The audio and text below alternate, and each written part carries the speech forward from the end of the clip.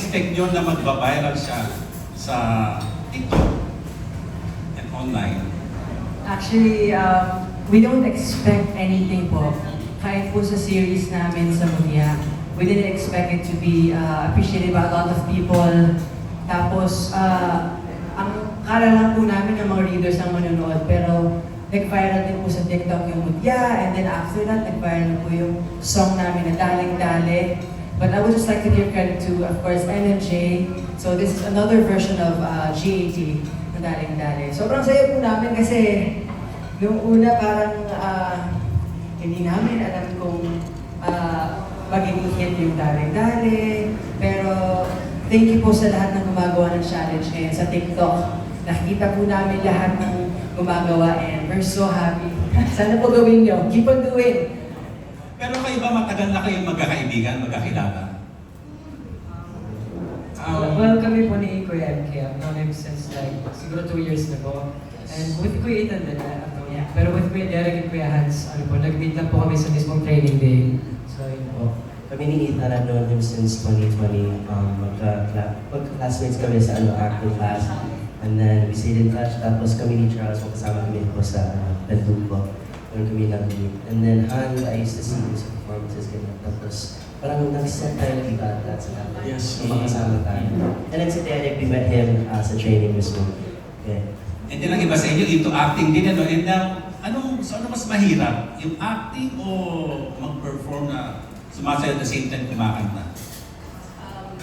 Okay, I'll answer that question first. Akin po acting kasi you really have to get into the emotions din po. Iba din po yung feeling. Siguro dahil hindi ko po siya laging ginagawa. Tapos ilang projects pa lang po ako. And ang difference po kasi I've been performing since I was a kid. So parang pag kumakanta ako, sumasayaw ako, napakasaya na sa feeling, parang hindi ako katrabaho. Pero pag acting, alam mo yun, stress na stress ako, yung script, yung baka mapapilitan ng direct. So mas mahirap po yung acting sa akin. Ako, ano po, honestly both. Kasi with dancing po, kailangan uniform. So, kailangan sabi-sabi kami lahat. Kailangan lahat ng levels ay pati-different tayo. Especially po ako, I'm a bit taller. So, I need to spend a lot of time para mas level up yung final. Kasi grabe, sobrang galing nila guys, promise.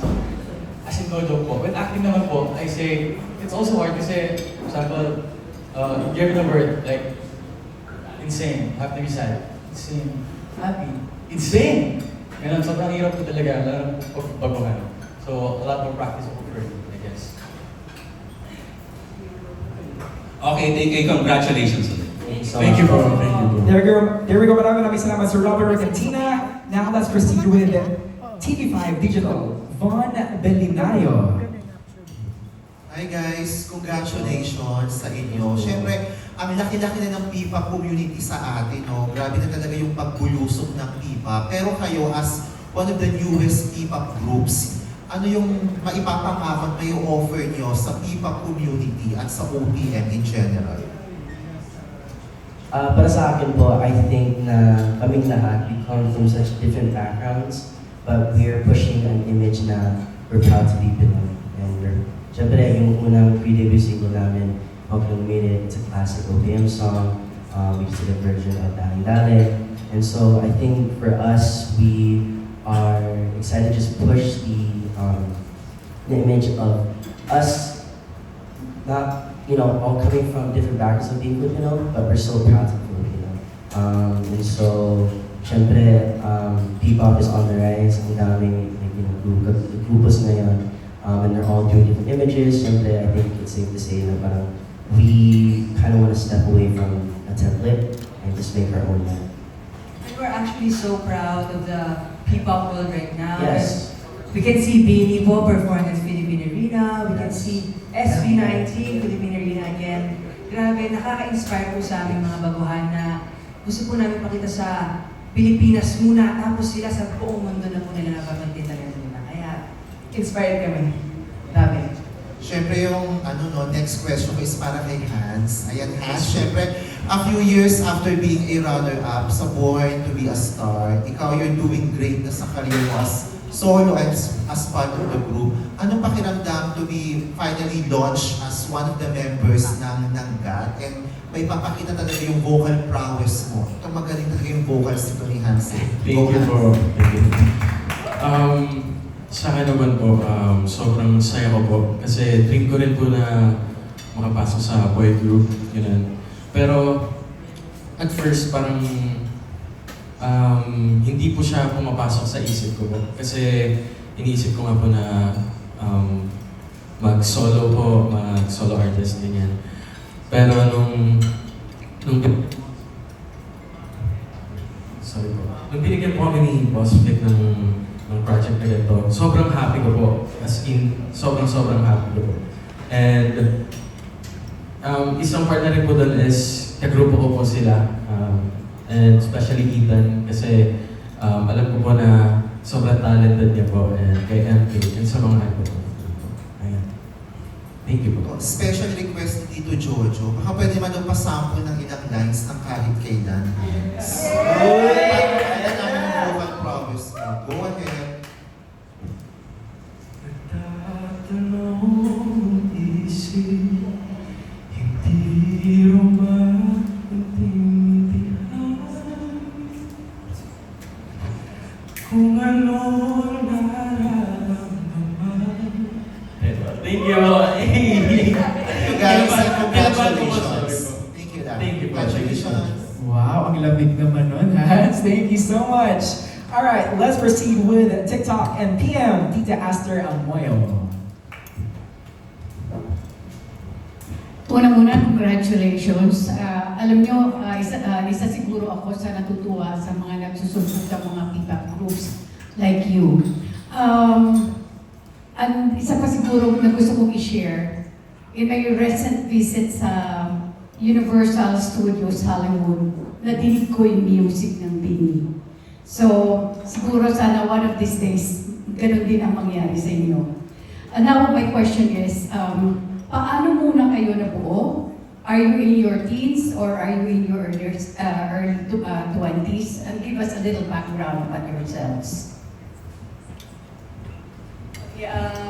Sa ako po, I've been starting singing po, nag-join po ang competition before pa, since I was 8 years old. I don't know if you know Wacopa po, I started Wacopa, World Championships of Performing Arts. And then, pinagpalad po ako nanalo doon. And then, Viva got me as a solo artist. And then, this is my third group po actually. This is my third P-pop group. My first one is since 2016, and I had another one with Boys, it was 2020. And now here with G80, I'm beyond grateful po kay Boss Vic for always giving me the chance to perform because it's my first love. And nung sinabi niya po sa amin na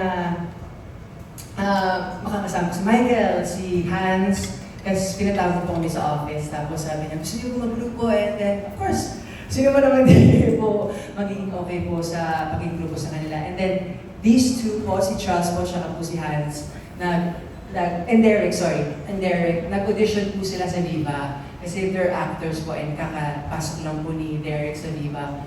So, nag-audition po sila, and then, yun po, nakumpleto po ang G80. Yun po. How about the rest? Ako naman po, I started back in the US, and so I started doing national commercials back there. I did Nickelodeon and Disney, and then yung isang tito ko, he's friends with some people from Viva, so he took a video of me while I was performing out there. Tapos sinend nila kay Boss Vic, and then every year sila Boss Vic pumupunta po sila sa US for a film marketing. So while they were there, they met with me. And then, at the time, I think I was only 11 years old. So parang si mom sabi niya, medyo bata pa siya, I don't want to go with that. Pero noong 2019, bumalik sila doon and pumayag na si mom. And in 2020, I came here and then I released my first debut single under Viva, which was Tell Me. And then, dahil sa pandemic, umuwi ako ulit. And then I came back in 2023 to continue my music journey here. Kasi I think I wanted to take the route of gaining support from where I'm from. And so, ayun, that's how I got to Viva. And then the boy group happened, and I couldn't be any happier. Ako naman po, parang I started joining sa mga amateur singing contest since 9 years old po. And then, after that, sumali po ako sa Born to be a Star and dun po ako parang naging contract artist ng Viva. Dun po nila ako nakuha. Tapos, ayun po, after that, release po ako ng OST for More Than Blue, which is yung Kahit Kailan po. And then, ayun po, meron din po ako na-release na single. Then, after that, ito po, yung GAB. yung group. Yes. Ako naman po, di kasi po ako singer talaga nung bata po ako. Like, I started off as acting. Pumasok po sa Viva to be an actor. Tapos along the way, kasama ko po yung kuya group namin, which is Alamat. And super na-inspire po ako sa kanila mag-P-pop. And then dumating po yung time na nag-audition po ako for this group. And ayun po, super thankful po ako na nakuha po ako. And very, very happy po. Ako po, dati, I used to be very, gusto singing sa karaoke kasi yung mom ko po at yung dad ko, they're very supportive of me po singing. So, dati po, karaoke every day, ganyan. Tapos nag-audition po ako sa isang singing competition. Hindi po ako pinalad, kaya heartbroken po ako doon. Tapos nag-post po ako sa sports. Tapos po, last year, nagkaroon po ako ng opportunity sa Viva. Tapos sabi ko po, sige, let's do this. Along the way po, parang na-rekindle po yung love ko for singing. Tapos meron po pong dancing, so it's really fun po. Saan kayo mas masaya? Bilang solo performers or bilang isang P-pop group? Actually po, nung hindi pa po ako napapasok sa JB, parang para sa akin, mas masaya po maging solo artist. Pero, nung na-experience ko na po na magkaroon ng grupo at kung gaano po kasaya kapag may kasamang nagpo-perform, parang ayaw ko na pong umalis dito. And parang gusto ko na po siya gawin forever. Yes. Ako naman po, there are two experiences that you can't really compare. I think when it comes to me being a solo artist, I'm so passionate about making the music that I want to make. I write about things that I've gone through, things that I feel. And so I'm happy doing my solo music and I can't wait to release more in the future. But as for now, I think doing music with these guys, it's super fun and I feel like we have so many memories. Like my phone is full of storage kasi ang daming photos, daming videos. And so, you know, working with these guys, we always learn something new. We always go through something new every day. And so, it's such a good experience, and you know, I'm excited and happy to be going through it. Ako po, grupo talaga eh. Nang solo performer po ako, pero yung iba po yung feeling ng nasa group. Kaya pag every time na in-offeran po ako mag-grupo, lagi kong ginagrabe yung opportunity. Kasi iba po yung feeling na team kayo, na working together, and parang medyo nababawasan po yung nervyos kasi hindi po nakatingin sa'yo lahat ng tao. Tapos parang grabe po kasi yung concept. I'd like to acknowledge the K-pop industry po na really focusing on their groups na tinitrain po nila ng maayos, and yun po yung dream ko sa Philippines eh, P-pop eh, yung makinig po yung music natin worldwide, like BTS, Blackpink, and etc. po. So, gusto po talaga yung group concept. Lastly, ang Bini kasi took them 2 years bago sila finally nilaunch, no? Nilabas. So the preparations and all, everything, styling, voice coaching, dancing, etc. In your case, how long did it take you as that bago kayo talagang lumabas? Lalo na yung una yung hit single. It probably took us 8 months po. It's a short time, but kasi po solo performer na rin po kami, so we have experience in stage. So we really put our experiences there in the table po. And Bosvic also put that in mind na nakapag-perform na po kami. Actually, this is our pre-debut single po, which is Wag Ka Na Humirit, and this is another pre-debut single, Daling Dale. So ang debut po namin, upcoming na po yan, soon na yan, but Yeah. we're still training until now po, Miss Aster. Sinong tumatayong pinaka-leader sa grupo? Si Ethan po. Pero hindi po official. Siya lang po yung tumatayo na leader po sa akin. Sinong choreographer sa grupo? Kevin Antiquera po. Kevin Antiquera, yung Yes. coach namin. Thank you so much, Thank you, and Miss Aster. congratulations. Thank you. Thank you so much. Thank you so much, Tita Aster. Now let's proceed with Jojo Panalican from Rider PH. Hello po. Siguro direct ko na lang yung congrats muna sa inyo. And then direct ko na lang yung question ko kay Ethan. Bali, sundan ko lang yung tanong ni Von kanina, paano madi-distinguish yung grupo? Kasi di ba, like kung ang SB19 kilala sa mabangis na dance steps, ang Beanie kilala sa more pop sound, ang GAT, paano ipoposition? Ang GAT po kasi, ang pinaka-inspiration po namin is James Reid type of music. Yung mga dati pong mga 2012 na type of music.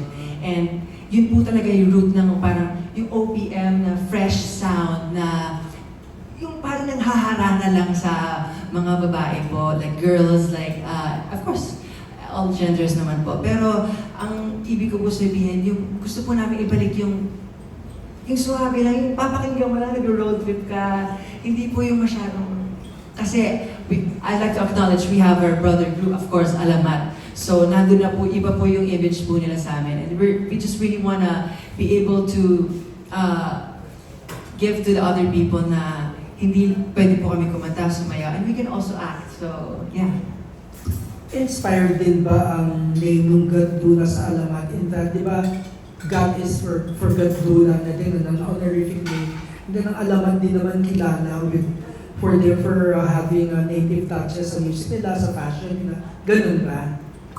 Well, ang pinaka-meaning po talaga ng G8 is gawang atin to. And si Boss Vic po mismo nag-isip nun. So it's not shortened from Gaduna.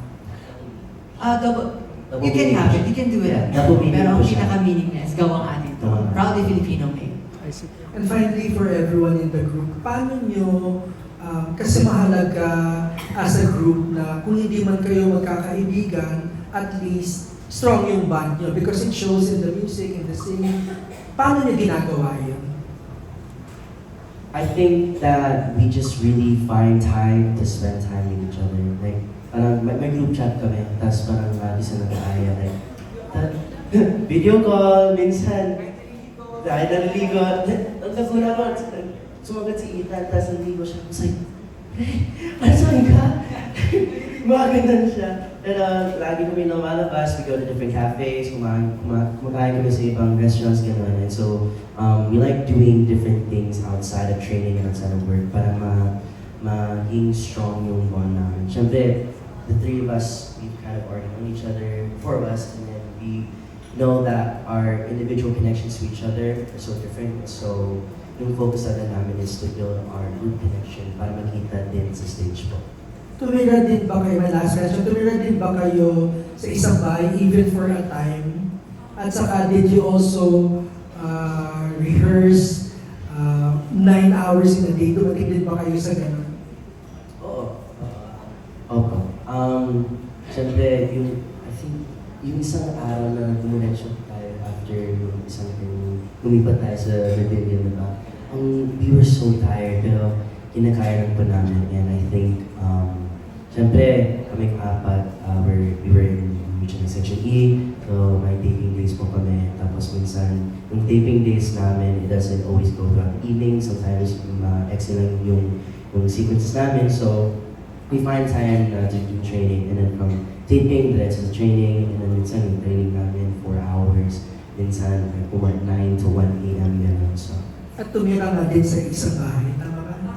Hindi po kasi 16 pa lang po si Charles. So, hindi papayagan. Yung mom niya, and then si Michael naman po yung mama niya kasama niya. So, hindi po talaga pwede. Pero maybe soon, no?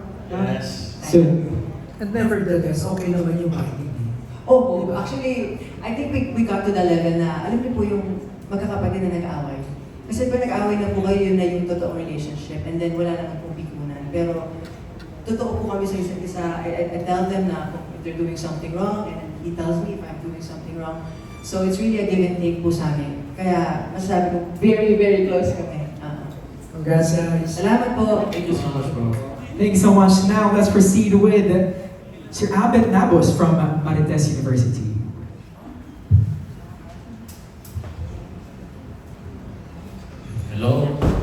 babies. Hindi, ang baby pa kasi nila eh. Tanong ko lang, meron pa bang mag-school sa inyo? Meron pang umattend ng formal schooling studies?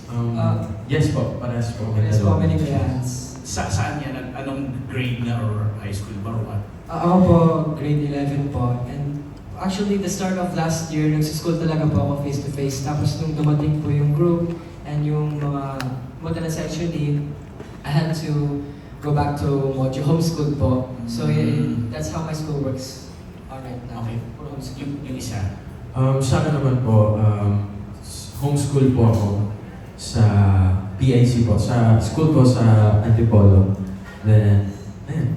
Ay na yung nabuo na yung na-form na itong group na to. Sa tingin nyo paano paano nyo mababalanse yung schooling sa mga ginagawa nyo for God?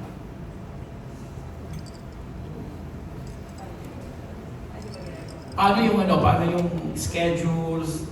Kasi syempre may mga ginagawa na kayong workshop or what. Di ba? Usually po, kapag binigay po sa akin yung schoolworks, ginagawa ko po agad para wala na pong iisipin later. So, as soon as pagbigay po sa akin, gagawin ko na po agad. Like, siguro, mostly in the morning, kapag gising ko, ginagawa ko na agad. Same po. Okay. Para sa lahat, ano yung ini-expect ninyo sa industriya nito, sa pinasok yung ito? Dahil ang dami na nga natin mga grupo, di ba? So what do you expect? All alone, syempre. Syempre, it's being in the industry is pretty hard kasi a lot of things can happen. So we're just hoping na we get good support and love from the people. Okay. For me naman po, I stand by this thinking na ayokong I don't want to meet people's expectations. I want us to set our own expectations for ourselves and our group. And I don't want us to meet them, I want us to exceed them. And so, I think the way that I think for our group, we don't want to compare ourselves to anyone. We don't want to reach a certain point that other people are reaching. We want to continue to top our previous work. So, syempre ngayon, yung daling-dali, naging viral siya. And so I think the next song, we're gonna do our absolute best and work hard para magustuhan ng mga tao and see how we can top that and just continue to top ourselves every single time. Okay. Ako naman po, sa totoo lang po, wala na po akong expectations. Pero ini-enjoy ko lang po yung kung ano po meron ako ngayon, kung ano po na-achieve ko ngayon. And nag-start po kasi ako 13 years old. So, being in the industry for like, I don't know, 8 to 9 years po. Since I was very young. And ngayon po, sobrang ini-enjoy ko na lang po kung anong nare-receive po namin pagmamahal sa tao. Lalo na yung, di ko po expect na magbo-boom yung Mutya. And then we would really see people recognizing our talents. So, ayun, ini-enjoy ko na lang kung anong meron kami. And kung ano man pong ibibigay sa akin ni Lord, yun na po yung okay sa akin. Actually, same din po, as in, more enjoy talaga po ngayon. And yung goal po, for me, yung goal is just to make everyone happy, to entertain everyone, and we're gonna do our best all the time to make you guys happy. And then, as in talagang enjoy lang talaga po ngayon. Sa akin naman po, same with Ethan and Charles. Very youthful na gusto ko lang din po mag-enjoy and inspire sa mga manonood po. I'm very happy nga po kasi may times po na may nag-chat na parang naging inspiration po nila yung God, ganyan. And ayun po, I'm very happy po. Okay.